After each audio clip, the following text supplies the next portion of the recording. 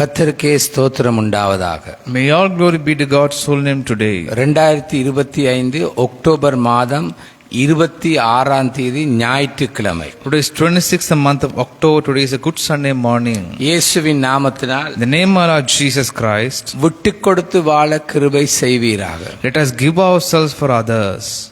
ஆமென். Amen. என்னுடைய பிரசங்க தலைப்பானது The topic of our message today is இருதய கடினம். the hardness of the heart. மாறுபாடுடையோர் என்றும் முரண்பாடாய் பேசுபவர்கள் என்றும் அழைப்பை ஏற்காத மனிதனாகவும் இகழ்வோராகவும் இவர்கள் காணப்படுவர். It is to be those people who are non-conformists, those people who speak in contradicting ways, those people who haven't accepted their call, and those people who despise others. நன்றாய் கவனியுங்கள். Listen. மாறுபாடுடையவர்கள் என்றும் முரண்பாடாய் பேசுபவர்கள் என்றும் அழைப்பை ஏற்காத மனிதனாகவும் இகழ்வோராகவும் காணப்படுவதாகும். These people who speak in contradicting ways, those people who haven't accepted their call, and those people who despise others. முதலாவது குறிப்பு, As my first point, கடினத்தின் நிலையை பார்த்தால் if you see the state of the hardness of the heart, யாத்திராகமம் 8:15 the book of Exodus chapter 8 verse 15, இலகு உண்டாயிற்றென்று பார்வோன் கண்டபோது தன் இருதயத்தை கடினப்படுத்தி அவர்களுக்கு செவி கொடாமல் போனான். கர்த்தர் சொல்லியிருந்தபடி ஆயிற்று. but when Pharaoh saw that there was respite, he hardened his heart and hearkened not unto them as the Lord had said. 2 நாளாகமம் 6:13 The book of 2 Chronicles chapter 36 verse 13, தேவன் மேல் தன்னை ஆணையிடுவித்துக் கொண்ட நேபுகாத் நேச்சர் என்னும் ராஜாவுக்கு விரோதமாய் கலகம் பண்ணி இஸ்ரவேலின் தேவனாகிய கர்த்தரிடத்தில் திரும்பாத படிக்கு தன் கழுத்தை அழுத்தமாக்கி தன் இருதயத்தை கடினப்படுத்தினான். and he also rebelled against King Nebuchadnezzar, who had made him swear by God, but he stiffened his neck and hardened his heart from turning unto the Lord God of Israel. அர்த்தத்தையும் ஆழங்களையும் புரிந்து கொள். Let us understand the meanings of these words. எதிர்பாராத விளைவுகள்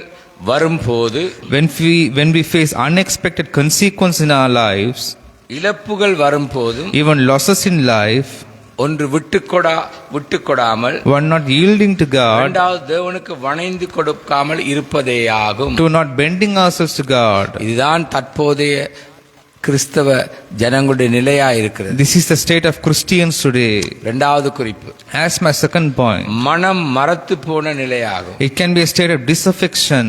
ஏசாயா 42:25, The book of Isaiah chapter 42 verse 25. இவர்கள் மேல் அவர் தமது கோபத்தின் உக்கிரத்தையும் யுத்தத்தின் வலிமையையும் வரப்பண்ணி அவர்களை சூழ அக்கினி ஜுவாலைகளை கொளுத்தியிருந்தும் உணராதிருந்தார்கள். அது அவர்களை தகித்தும் அதை மனதிலே வைக்காதே போனார்கள். Therefore he hath poured upon him the fury of his anger and the strength of battle, and he hath set him on fire round about, yet he knew not, and it burned him, yet he laid it not to heart. நன்றாய் கவனியுங்கள். Listen. கடினப்பட்டவர்கள், the people who harden their மனம் hearts, மரத்து போன நிலையுடையவர்கள். the people who harden their hearts, கேளுங்கள், கேட்டும் உணராதிருப்பதும் listen not realizing even after a person has மனித been மாம்ச told. இயல்பு நிலையில் வாழ்வதாகும். This is to live simply in the flesh. அக்னியில் எரிந்த நிலையிலும் உணராதிருப்பார்கள். Even though they have been burnt in the fire, these type of people will not understand or realize. எவ்வளவோ சூழ்நிலையிலே கடந்து மரத்து போன நிலைதான் அந்த மனக்கடினம். Whatever the situations they have faced, it can be a state of disaffection for them. நீங்களும் இப்படி இருந்தால் மனம் திரும்புங்கள். Even though if you are like this, you repent. மூன்றாவது குறிப்பு, As my third point, கடினத்தின் முடிவை பார்த்தால் ஆவிக்குரிய முட்டாள்தனமாகும். the hardness of the heart is the foolishness of the spirit. இவர்களை ஆவிக்குரிய செவிடர்களாகவும் பாவத்தில் மரித்து ஆவிக்குரிய நித்திரையுடையவர்களாகவும் நாங்கள் பார்க்கிறோம். This is spiritual defense. They have to die in the sin and experience spiritual slumber.